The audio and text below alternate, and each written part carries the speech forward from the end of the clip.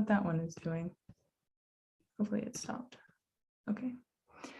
Wally, are you just hanging out?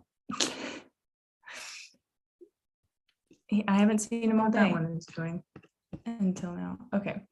So I think we should be good. I'm gonna change a few things, but we are live now. If you would like to introduce yourself to people that maybe haven't seen us yet on here. Hello, everybody. My name is Jochen Schleese. I'm here today with Jill. Thank you so much to have us again on your YouTube channel, on your stream. And myself, I grew up on horses, love horses, and I wanted to be a veterinarian. And only through fluke, I started to do a Saddlery apprenticeship. I thought that is just a little short term, and then I fell in love with it.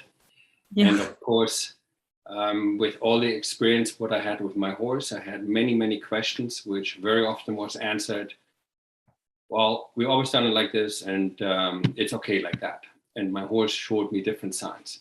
So I thought, if I can't get it from a tack shop or from a saddle maker, maybe I need to turn myself to the veterinarian doctors and ask them, how should a saddle be built? And from there, it just grew. And we have now saddleries around the world and academy where we teach saddle fit for life in various different online classes.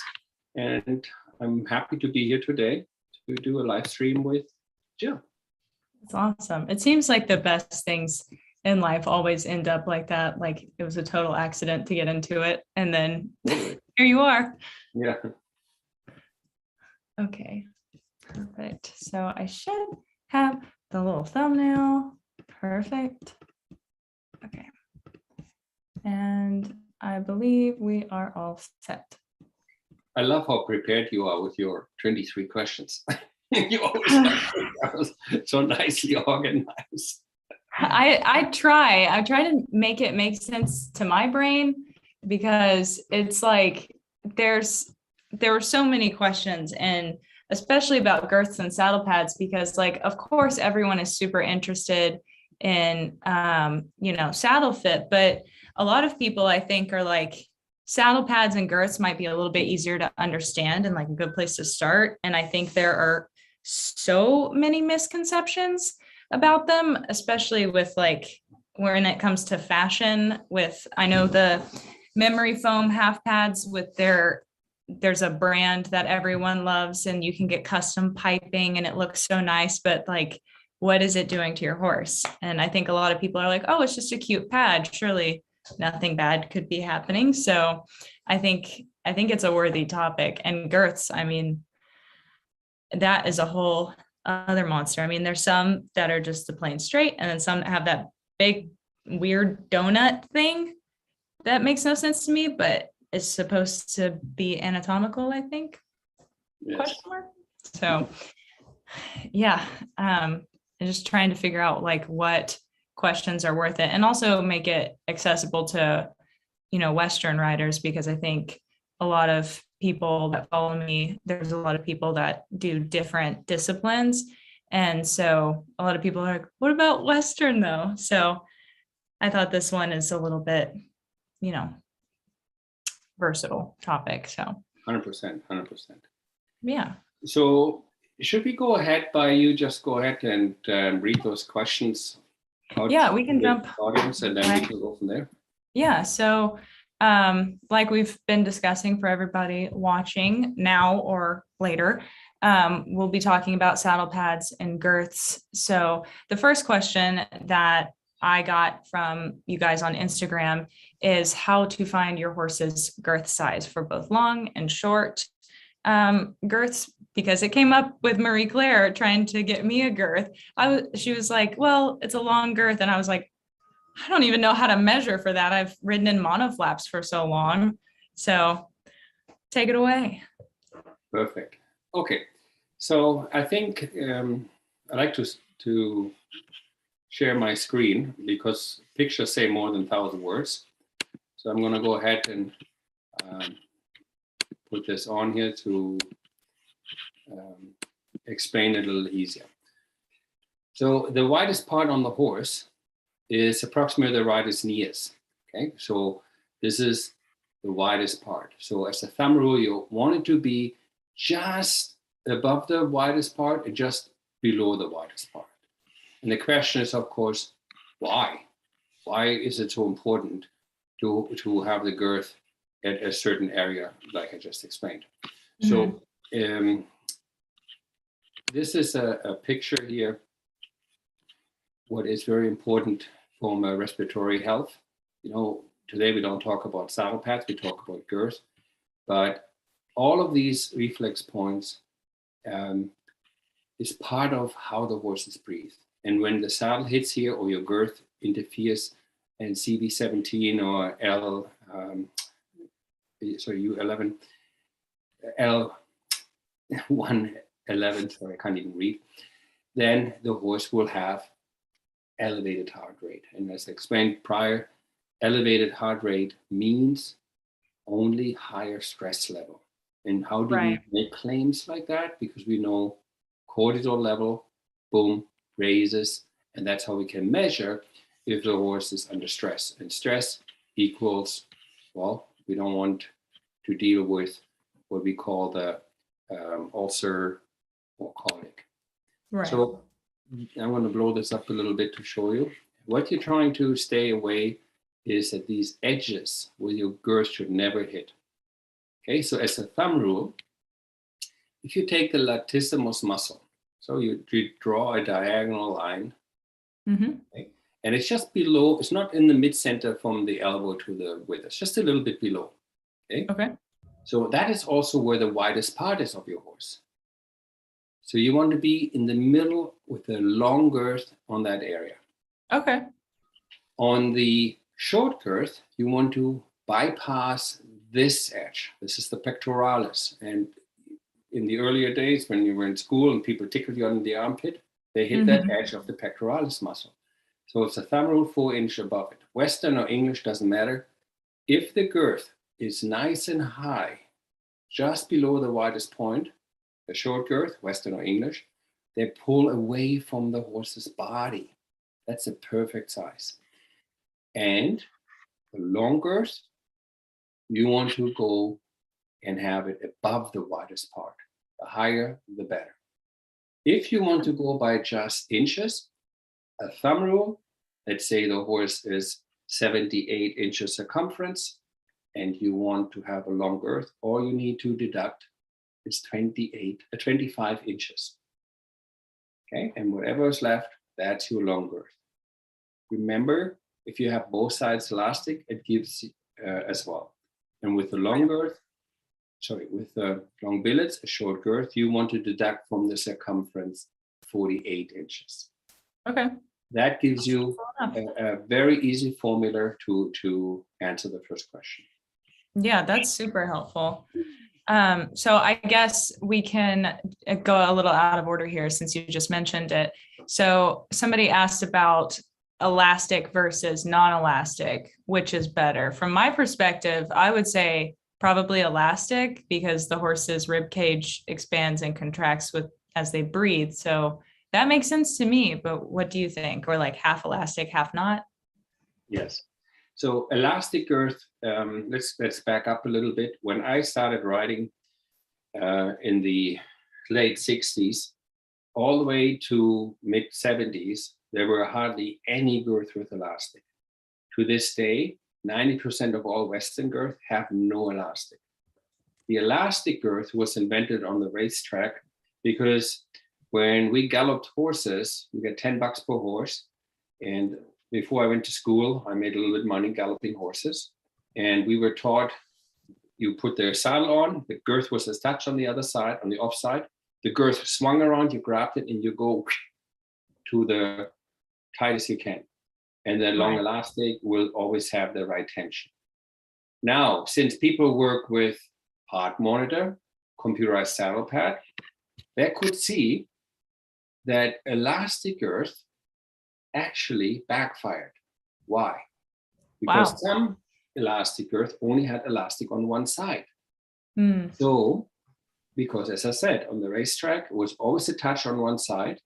So only on the near side, where you girth it up, we wanted that extra give to make it extra super tight. So, but what they saw, especially in the hunter jumper world or dressage, girth with one side elastic, the horse become very one-sided. So on the one side, he gave more than on the other side because the girth only gave on one side. Then they thought, oh shoot, maybe should have girth on elastic on both sides so that it's even for the horse and I don't train my horse unintentionally uneven. Okay. Then they made elastic longer and longer, even to the fact where they had horses with a complete elastic, a total elasticized band. And what they noticed, here's, for example, a research from the University of Scotland. So there's many, many different research papers being done on girth, on pads, on all various different methods. Let me see if I find a better hang on, here with me. And they find out, a girth with full-size elastic goes backfired, and soon the girth became a nickname. Girth with too long elastic or full elastic, they called it the python girth. Yeah, that's what I was thinking. That's crazy. You know, and then I thought, what does that mean? And then they showed us that with a heart monitor. So they have tools like this. They just sit on top of the girth and they can measure the heart rate. The longer the elastic, the higher the heart rate. Now, as we know, who wants to compete on the racetrack, jumper, hunter, pleasure, where the heart rate is elevated artificial and he runs out of air, or he runs into colic or to ulcer because the horse is freaking out. So here is how it's being explained to me. And of course, there's many theories, but it made a lot of sense to me.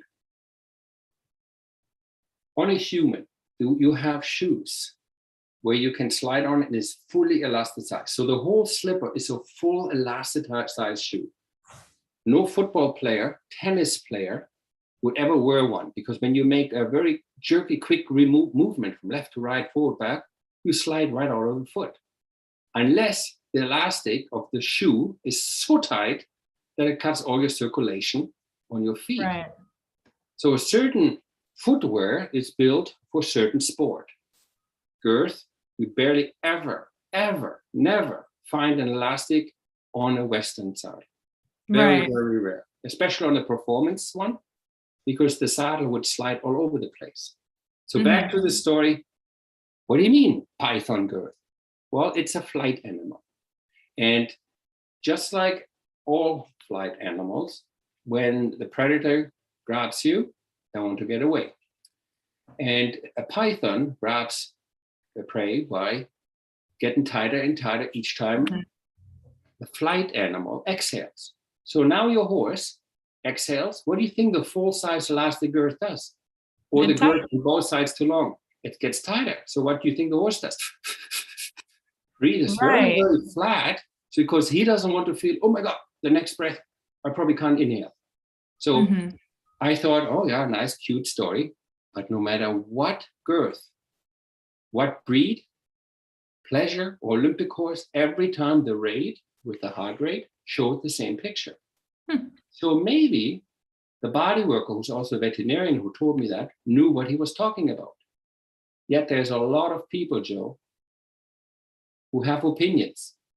You know what they say about opinions? You know, everybody has a belly button. Everybody has an opinion. Maybe the saying goes different, but I don't want to say that on the air. Yes. My favorite alteration of that saying is when I heard from Alexander Kurland that you go to people for opinions and horses for answers. Oh, beautiful. Yeah. And so now I'm sitting here like, I definitely have a girth that is half elastic, like it's half. Yes. Will not be using that any longer. But that's interesting, because I did notice when I was making the graphic for the thumbnail that I was pulling, different types of girths. And it occurred to me that with Western, there's almost no elastic in any of them. They're almost all neoprene, nylon, or rope. And I was like, that is weird. And in English, it's not like that at all.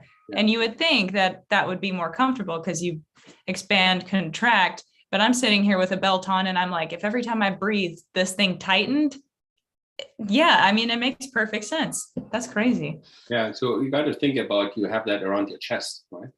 So, Right. and not on your hip. So I am a fan of elastic girth in the English saddle, so long it's under an inch on both sides. In other words, it gives just a little bit to make the two billets even pressure. Mm-hmm.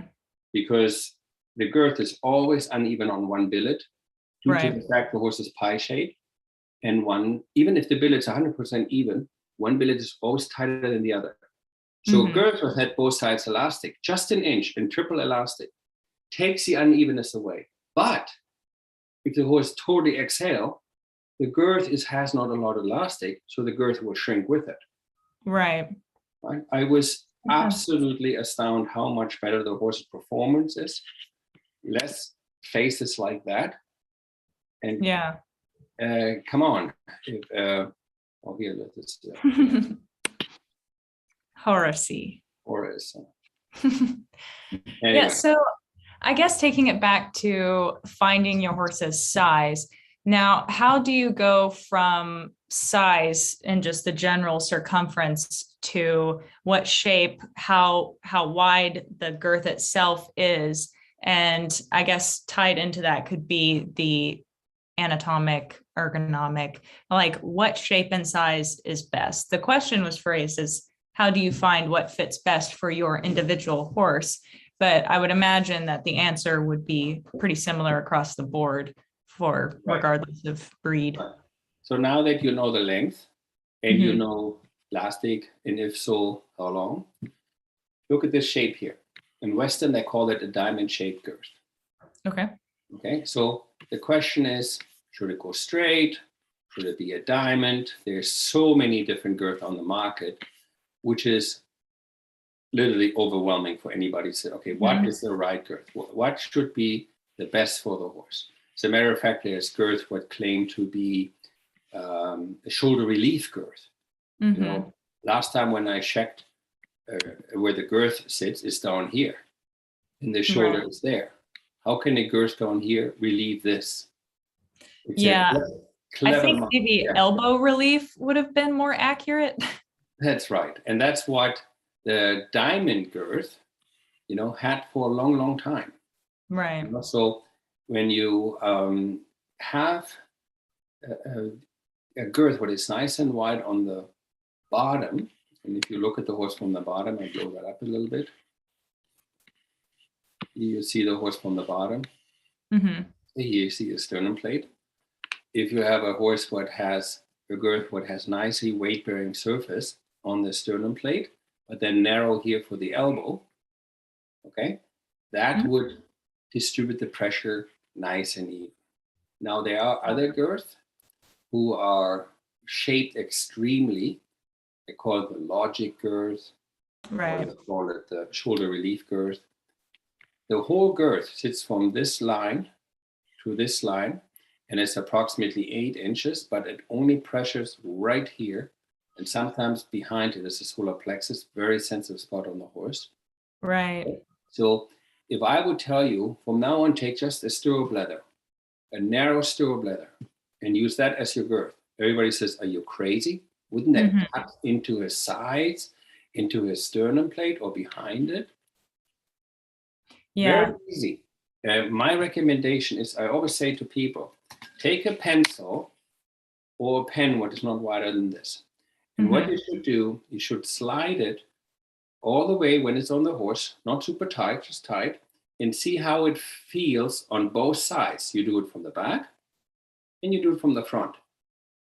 Okay. And most of the time, on the ones which are these special expensive girth, your pencil or pen will break.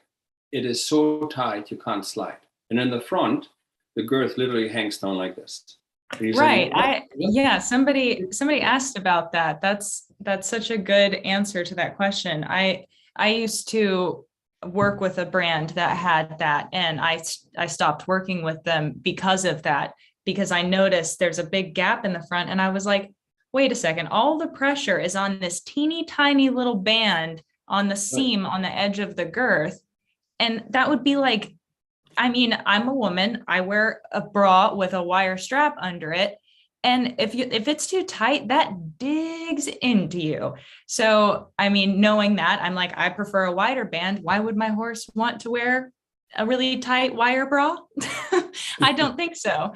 So I switched and I use a different shoulder relief girth now, but I don't know that it's any different. It does make more sense to have the diamond shape and then it thinner up the sides. At any point, is that thinness up the sides, like if it were super thin and then get wide, does the thinness ever dig?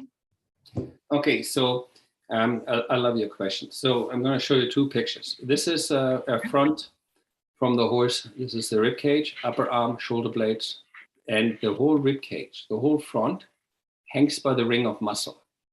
The ring of muscles are the serratus muscle from the shoulder blade to the ribs, and the chest muscles from the upper arm to the chest, the pectoralis.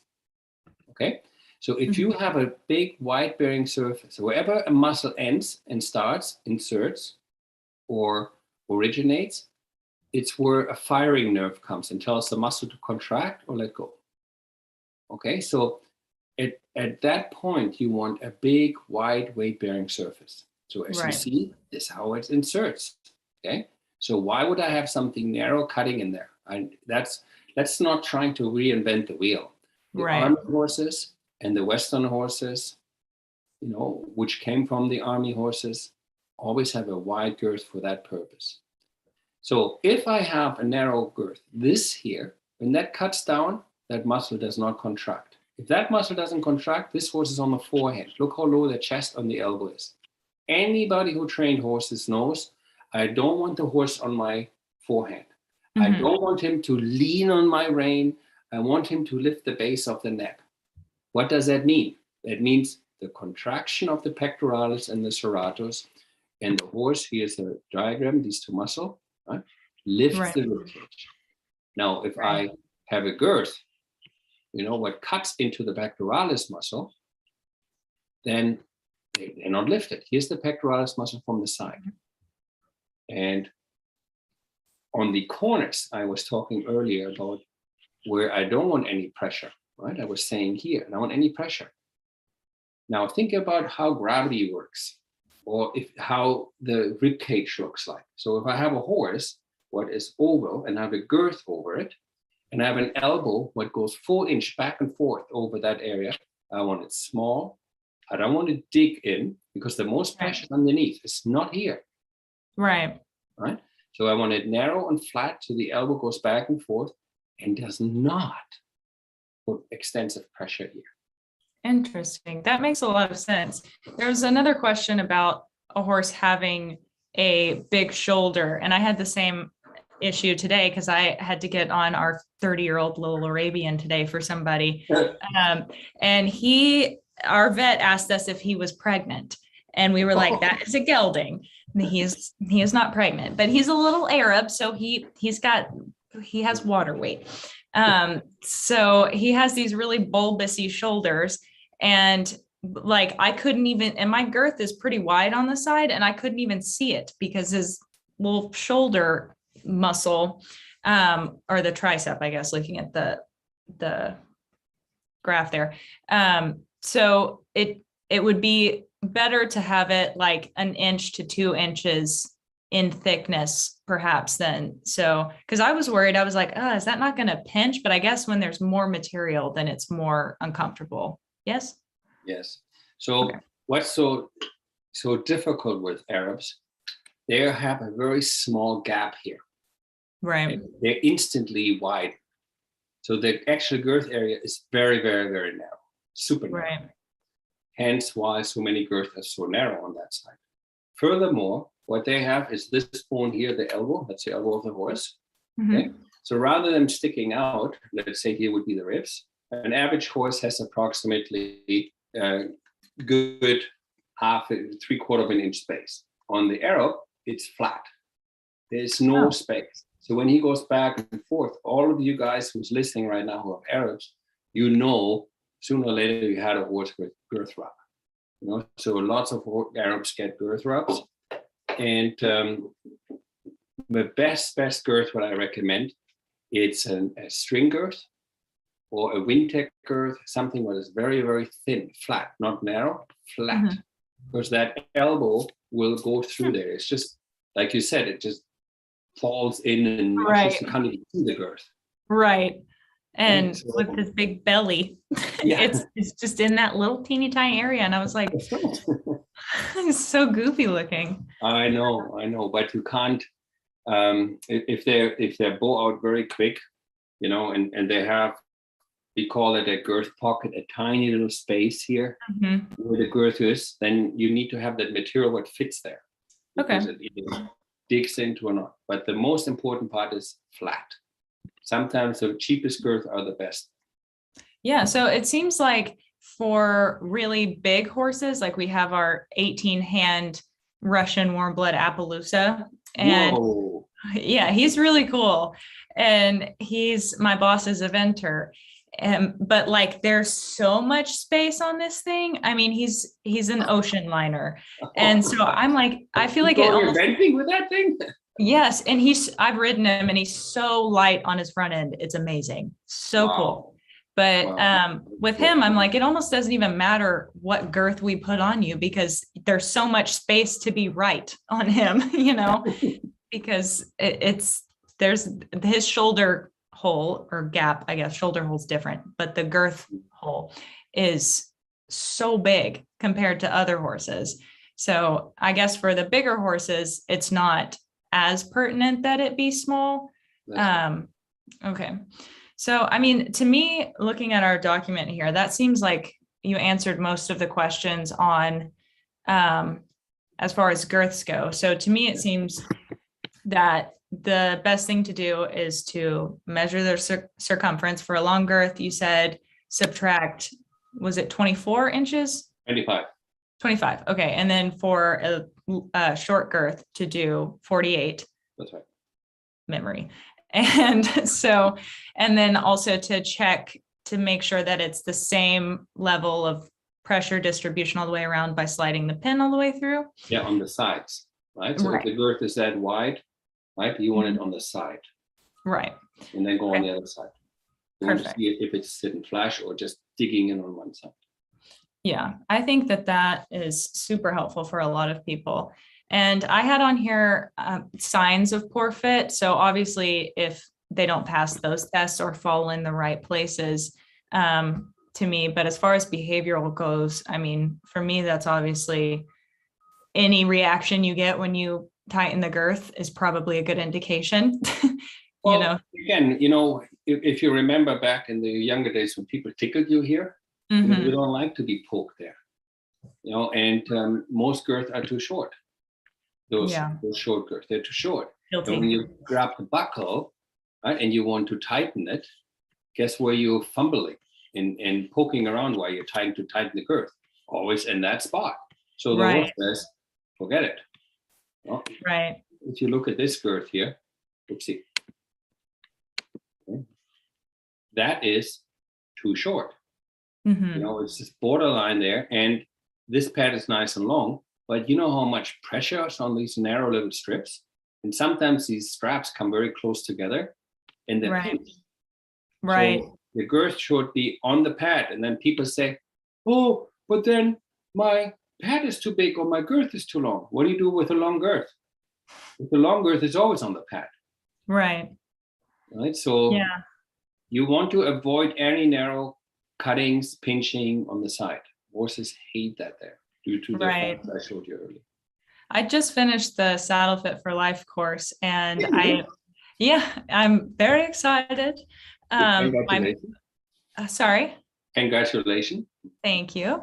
I think one of my biggest takeaways from it was that, like, oh my God, saddle fitting is so difficult. And also, I can't believe I've ridden in monoflaps for so long because there's the margin of error is just so large with monoflaps and long billeted saddles.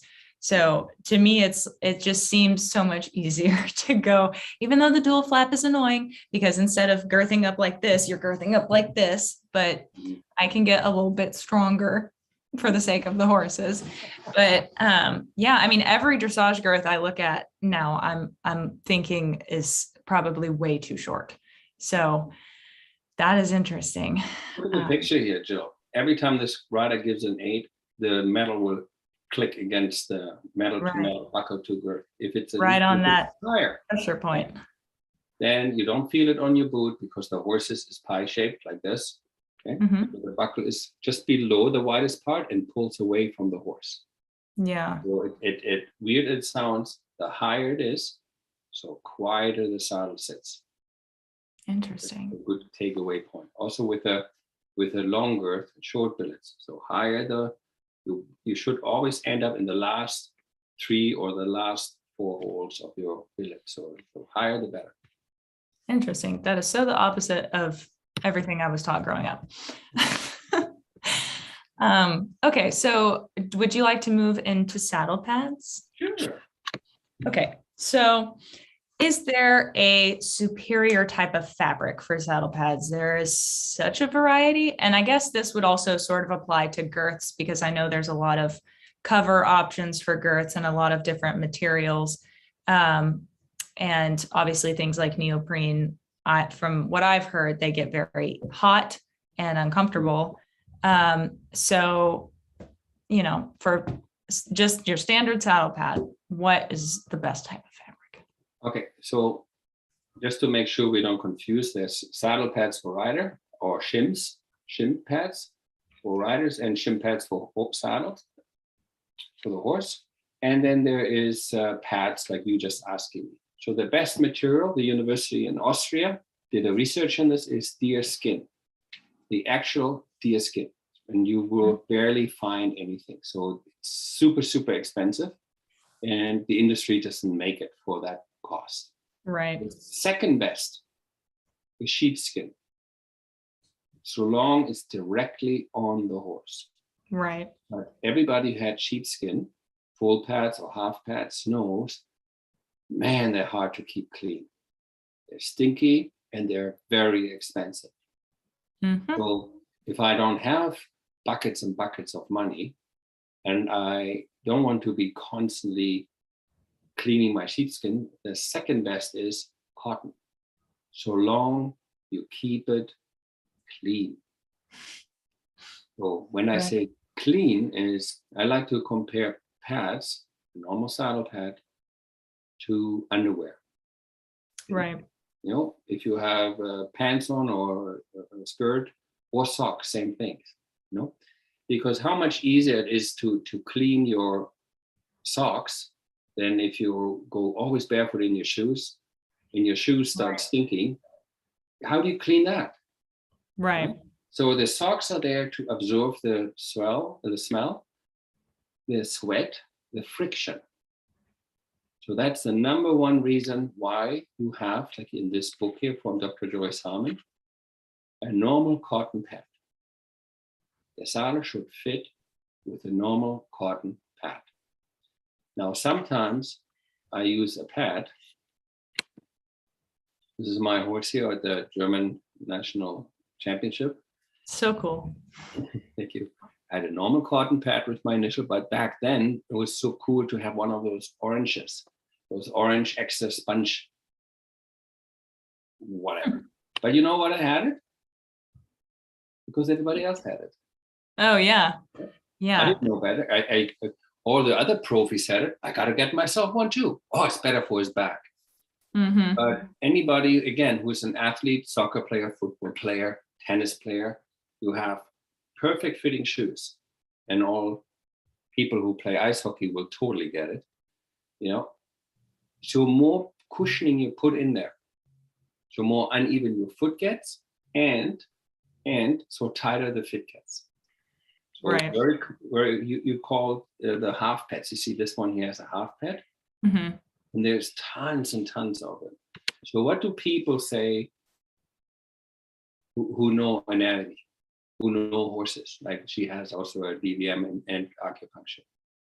Yeah. So English saddle could be ridden just without a pad. The cushioning is in the panel. A Western saddle their panels is the Navajo pad. So long the Navajo pad fits the shape of the horse.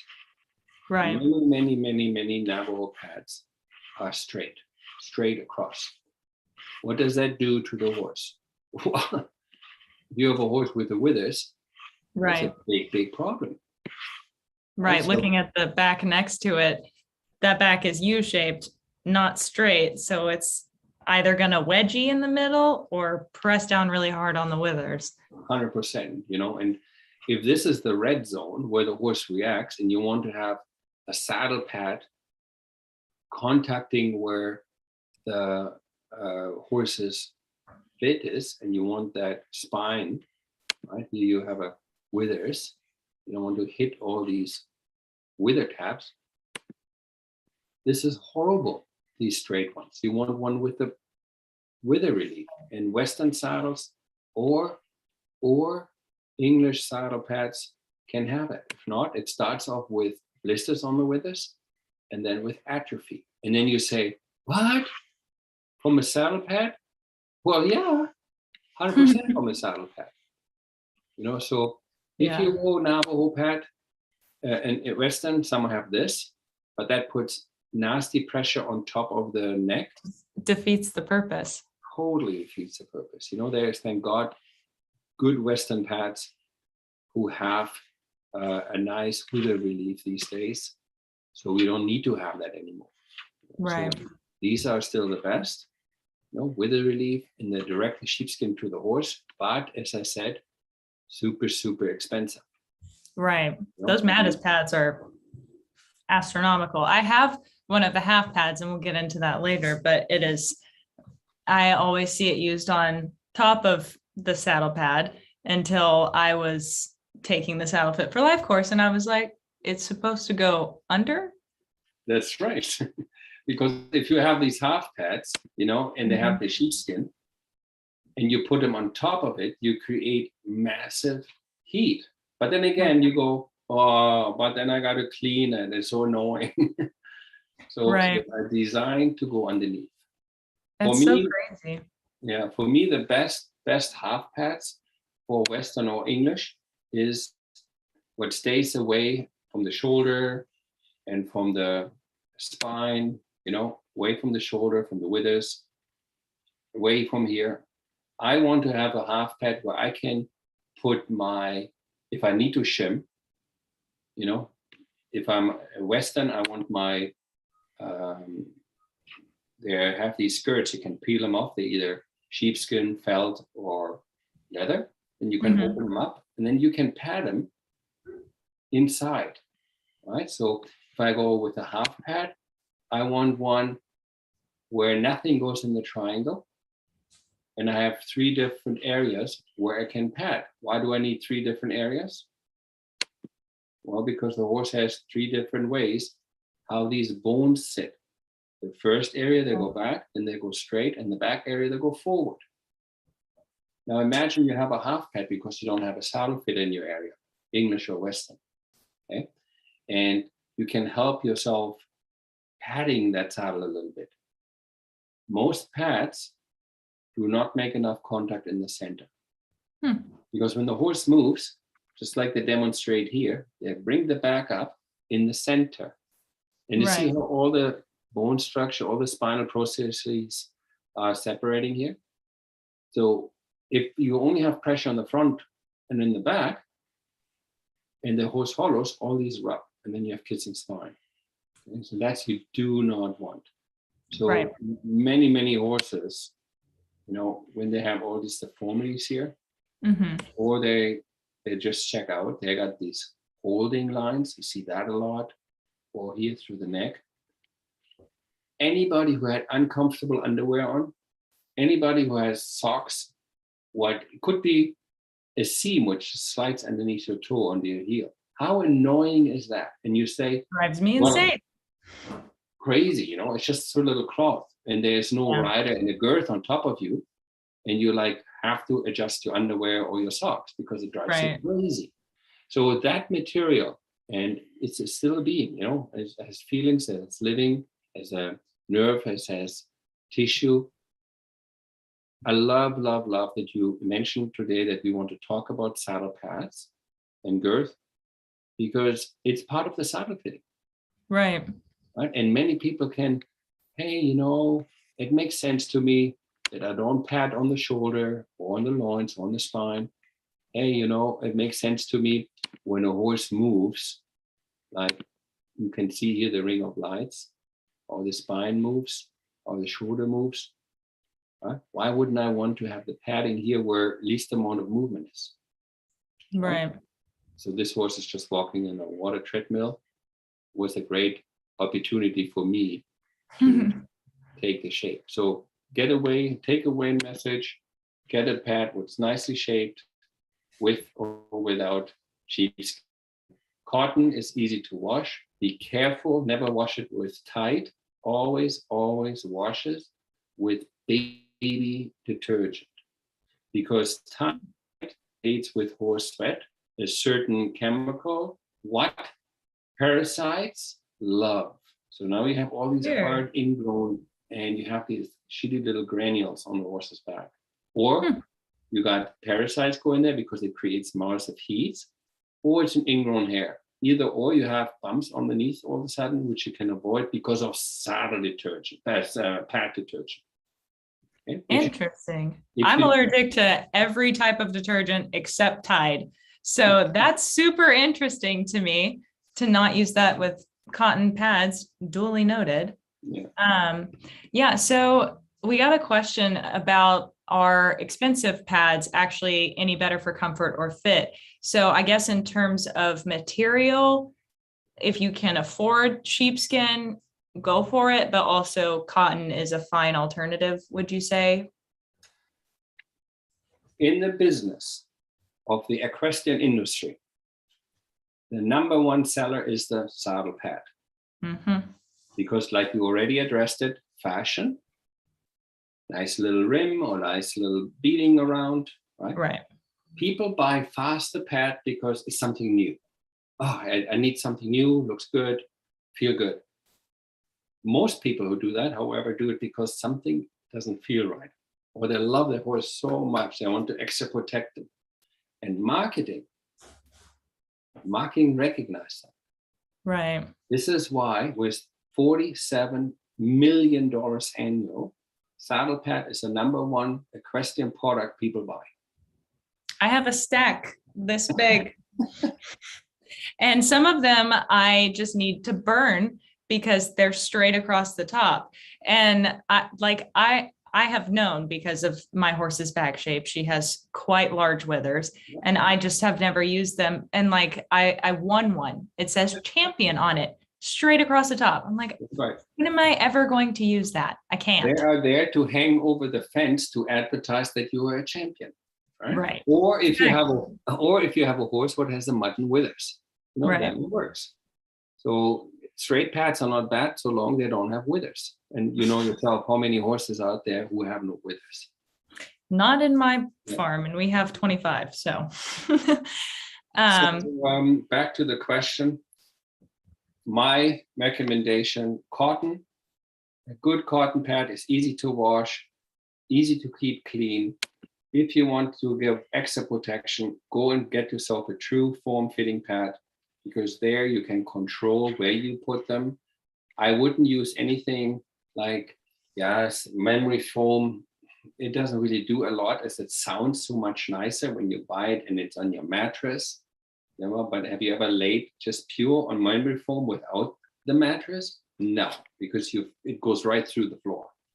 Okay, so you feel how hard it is. It's a careful. Stick to the inserts. I would go with wool felt, because wool felt, with the horses steaming, so before they sweat, it takes actually on a shape.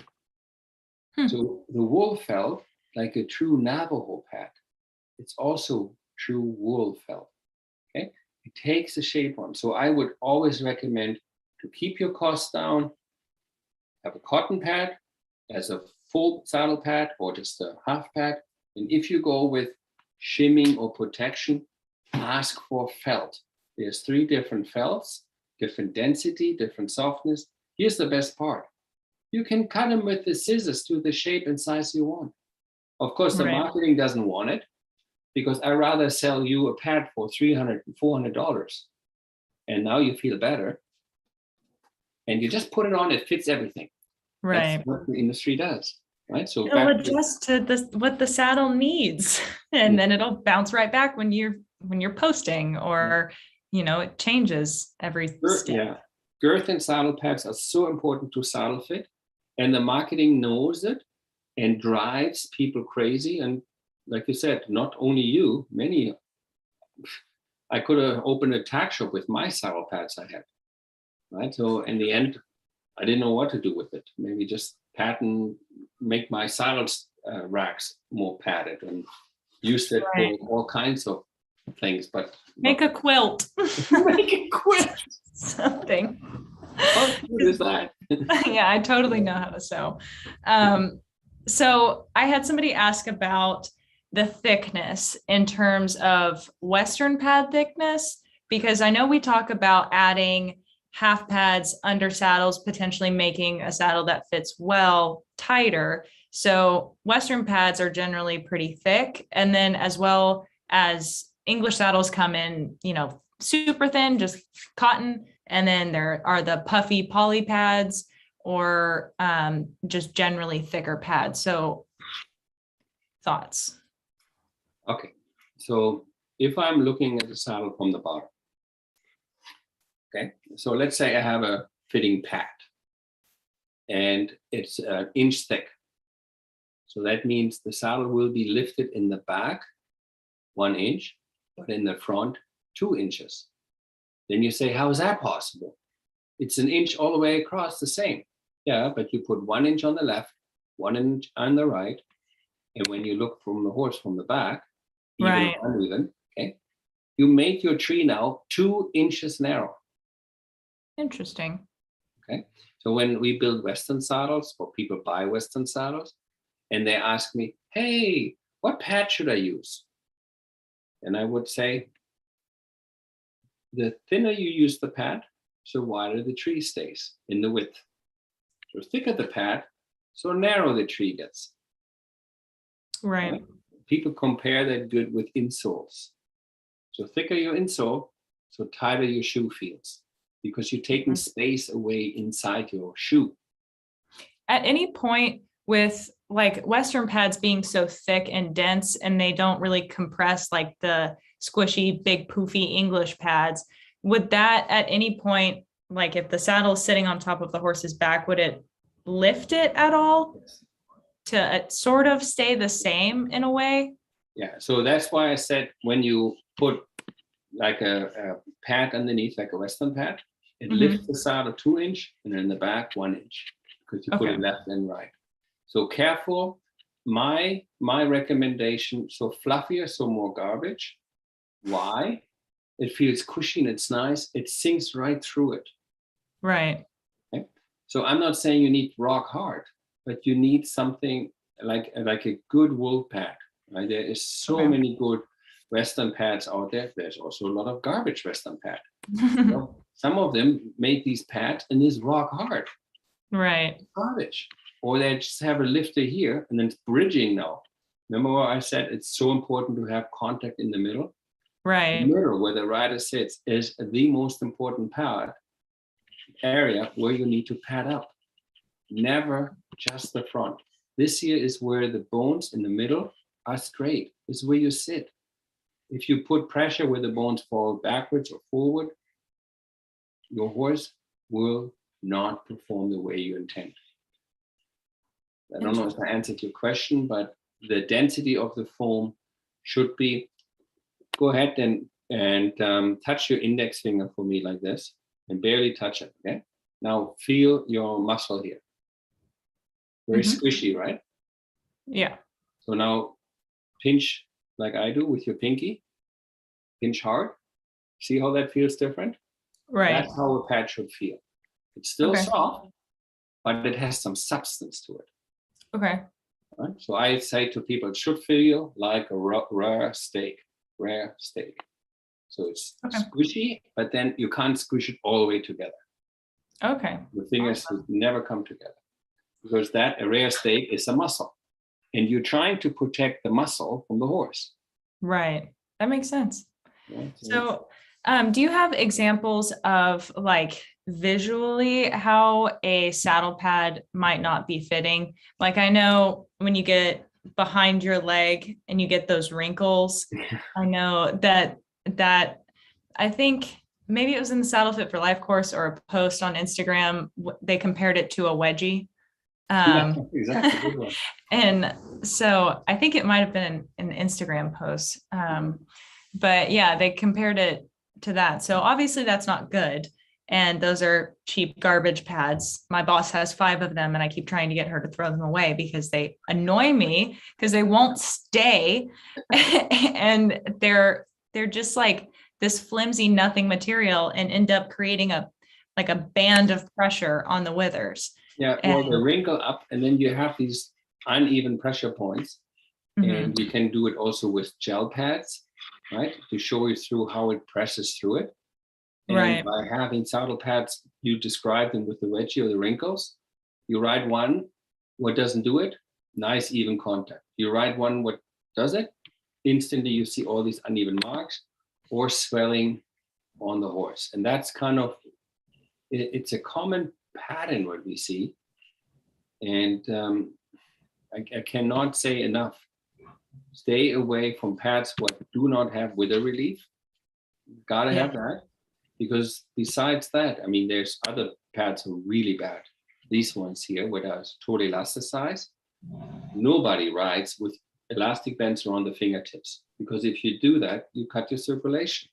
Right. So on the horse, if you want to have all these wither muscle and all the back muscle atrophy, you see this jiggity line here? That's the cranial nerve 11 right here. Right. Okay? So if you have that around your fingertips, or you put that nasty elasticized band in the shape of these saddle pads on the withers, you cannot cheat nature. So you can follow all kinds of opinions, of course. But when I listen to veterinarians and I hear, how can the horse has all these spinal heat problems if the saddle never touches that? Well, if the horse goes hollow, kissing spine. Or if the pad wrinkles on top, that put excess pressure on cranial nerves, what you can avoid. Right. I listen to vets, so I interrupt you, right? But I don't want my pad or the horse's skin to wrinkle up like this and cause this pressure. Yeah, I used to ride in those pads. I got reached out to by a brand that produces them and was like, we have a super cool pad. It'll distribute pressure and make your horse softer, whatever. And I was like, well, I have a very hot mare. I would love to put that on her and give it a try. I rode in it for a little while and I was like, I hate this thing. It is just garbage. She does not go well in it. And I spoke out on it and they got very angry at me. But I was like, it just seems like you're trying to ride on Jell-O. And for you, it's fine. But for the horse, it's just a bunch of this happening up there and moving and just shearing the skin like the C picture there. And I passed on that. But speaking of half pads, that's our last section here. And we're nearing an hour, but I think we've touched on a lot of them. Yeah. I guess one of the questions I thought that was interesting and is a quick one is, if the saddle fits well, do we have to put a half pad on? And I thought that question just demonstrated where the industry is so wrong. Like, you can scroll through social media and almost every single rider has a half pad on for some reason. And almost all of them, right. And if all of them say that they have custom fitted saddles, why are you putting a pad there? Now your saddle doesn't fit, especially because it's an English pad on an English saddle and they tend to be thinner and daintier and little. So you really are just making it tighter, not elevating the saddle at all. So what are your thoughts on that? So remember how I compared saddle pads with socks earlier? Mm-hmm. The best example I have is professional skaters, ice dancers, ice skaters or professional figure skaters or hockey players, ice hockey. Okay. I guarantee 95% of all hockey players or anybody who wears skates has no socks. Why would they not wear socks? And these skates, they stink like crazy because, as I said before, the socks are there to take the sweat. Right. They say I have better control of my skates. So more pads between your horse and yourself and your saddle. So more friction and so the more movement between you. So your aids are not as crisp. If you are a professional hockey player, if you're a professional rider, and if you're riding with a saddle what is fitted to you and the horse, I go back to the veterinarian saying, less is more. A normal thin cotton pad what can stop the friction and absorb all the sweat and the dirt. So but much. it's not as fashionable. No, right? I had to have the fashionable orange thing. It did nothing rather than make the spinal clearance for my horse narrow. Right. I followed fashion and I created a monster. Like because I didn't know. And I think I love how much you care, and I love how you to go against the stream by protecting more and more horses. And you use social media. Look what I find on social media. You know, that's the gel pad for the horses, for the riders. What? And here's a pad for the rider. Check this out. It's total saddle fit. 6-point wither freedom sheepskin half pad white. First of all, with that sheepskin, you just took all the clearance away, and now the pad pushes onto the top of the withers. Yeah, that would be one of those brands that hates me because I did not like any of their products, and I was vocal about it. Crazy. It is so crazy. We have numerous of evidence of how easy we can soar the withers, you know, and cause all these atrophy and bone disformation. So, well, it's so frustrating to me because, like, I don't like to upset anybody, and I don't want any brand. I don't want to take their money. You know, they're doing their business, whatever their intentions may be. But I'm also like, there are lots of people that are buying into this marketing. And if I have concrete evidence that that is factually incorrect and their marketing is not doing what it's telling you to do, you know, you got to do it. But then again, I am also an individual that is currently sitting on that aforementioned bony ass seat. So, you know, it makes me feel better and makes me feel like I'm doing something ergonomically. And I just realized how painfully hypocritical that is. But this is a chair. It's different. That's right. Well, it was fun talking to you, as always. Yeah. I enjoy it tremendously, our sessions. Yeah. And hopefully your viewer enjoy it too. And hopefully we can bring the message over loud and clear, less is more. And hopefully we're in the future have many more topics we can talk about. I am sure between the two of us, we will come up with something, but thank you very much for coming on. I hope that answered everybody's questions in one way or another. I think a lot of them you can generally deduce from the other information. I see some in the chat asking about specific brands, and I mean, I feel like we covered it pretty much. So yeah, I think that's about it. So thank you so much for coming on, and I guess I'll catch you